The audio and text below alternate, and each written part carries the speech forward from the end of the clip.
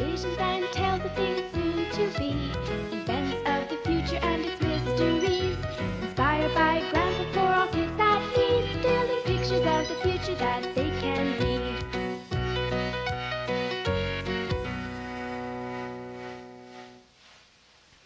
Your best friend.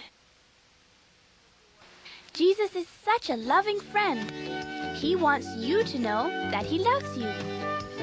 When he came to earth nearly 2,000 years ago, he went around everywhere doing good, feeding people that were hungry, making happy those that were sad, and healing those that were sick.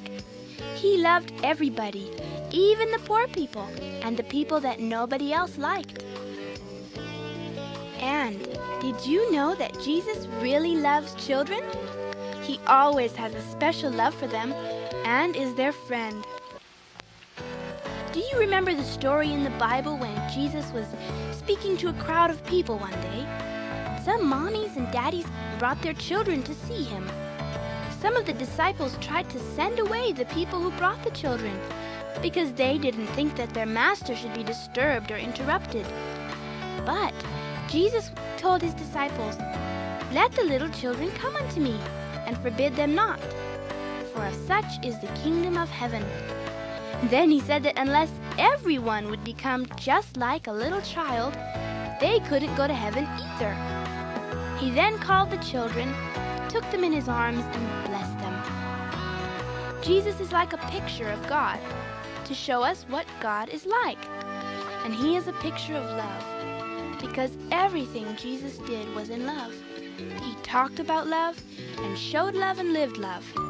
And finally, in love, he gave his life and died for you and me, so that we could know God's love and forgiveness.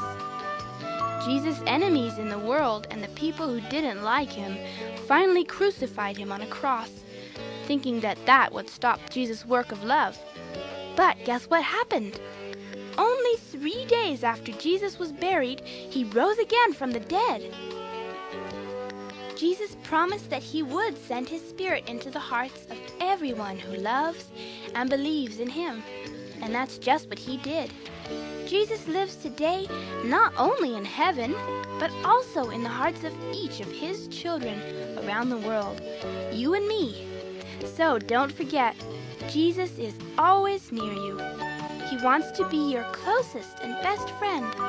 He loves you so much. He wants to talk to you. You can talk with him and tell him when you're sad or lonely, or when you're happy and want someone to talk to. And if you listen real carefully, he'll talk to you too.